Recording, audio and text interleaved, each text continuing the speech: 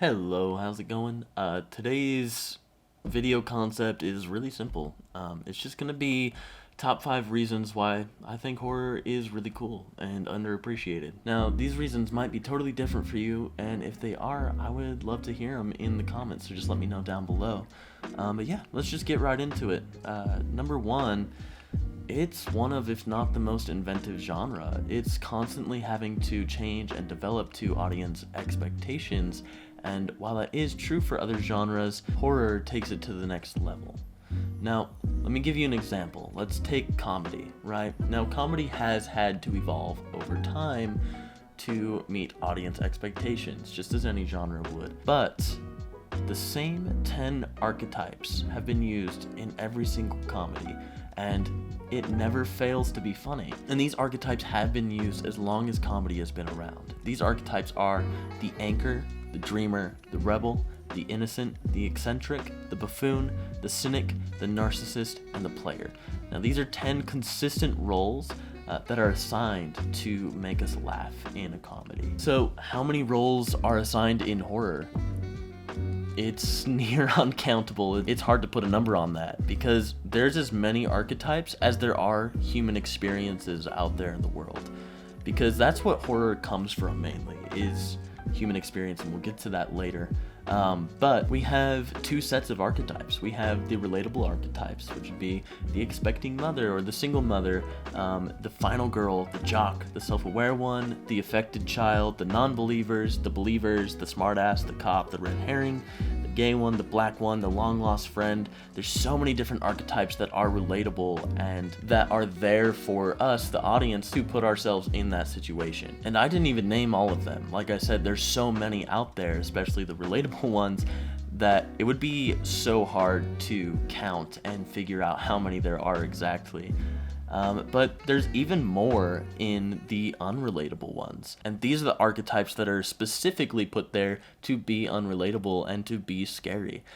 I could think of so many. Just think of an alien versus a ghost versus a demon versus a slasher. There are so many different types of monsters that can be created.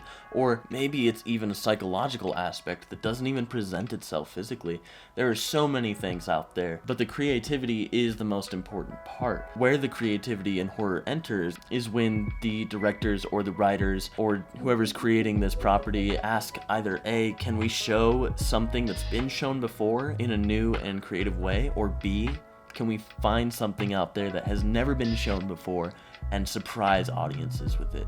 And that's the whole idea behind horror, is creating something that's going to surprise and subvert the expectations of your audience. So you can get reused concepts, but if they're done well enough, it puts itself above the million other versions of that type of horror. Let's take Scream, for example. The whole idea behind Scream is to take the rules, essentially, of a slasher horror movie and present them to the audience in a very creative and meta way, but then also subvert the audience's expectations, even though you're outlining the ideas and the rules that this horror movie has to follow. It becomes such an enjoyable experience to watch.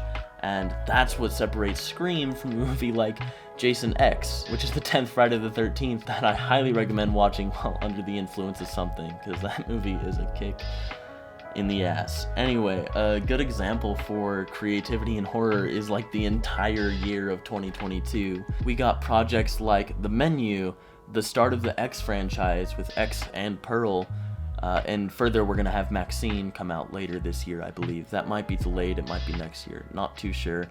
But we had Jordan Peele's Nope, we had Barbarian, and so many others that took the audience's idea of horror and said, what if we did it another way? And that's what made it so good. It was always entertaining, and even if it didn't quite pull it off, I still have so much respect for those creators who put those movies out there and tried to do something different. That's what anybody really looks for, and honestly, I couldn't commend them more. But another reason why the 2022 horror movies were so good was because of the COVID pandemic. And this kind of brings me into our second reason here, which is horror is so stress relieving. Like, it takes all of my current anxiety and just lets it release in a healthy and contained way. And let me kind of get into that, because if you're sitting there and saying, but isn't horror made to be stress inducing? It creates that anxiety, that fear. I would say yes, it does do that, but generally in a safer and maybe even a healthier way than the horrors of real life put us in an amount of stress, you know? The difference between the real horrors of life and the stresses that causes and the monster on the screen is that one is real and one is fake, and I'd much rather sit there and watch a movie where all I have to do is focus on the possible horrors in the screen than the real horrors in real life. And a lot of the times, this actually helps me solve the real horrors that are going on in real life. And that's not just true for me, that's true for a lot of people who have watched horror.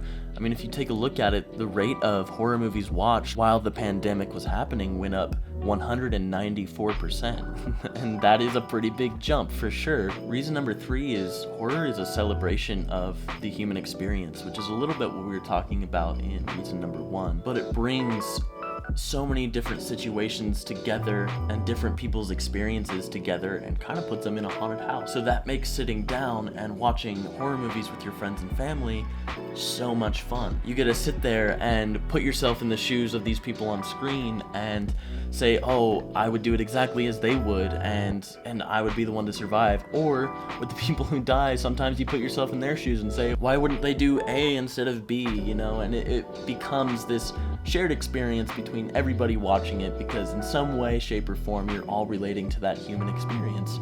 And it always feels like horror is putting minds together and not bringing them apart. And that's just something so beautiful about it. Reason number 4 is the special effects. This one's a little more material than the other ones, but honestly, I love seeing a monster on screen or a specific gore effect and going, how the fuck did they do that? Like, how did this idea of a monster just get fully realized in front of me? Or like, holy shit, that gore was so outrageous, it seemed so real. That's incredible how they pulled that off in screen. It's just such a fun part of horror movies. It's like the mystery behind a certain special effect just really adds so much more to the suspending of disbelief. Number 5 is kind of the opposite of suspending disbelief. It's essentially horror's ability to tackle political and societal issues in a creative and a truly realized way. 2 of my favorite examples of this are Jordan Peele and Darren Aronofsky.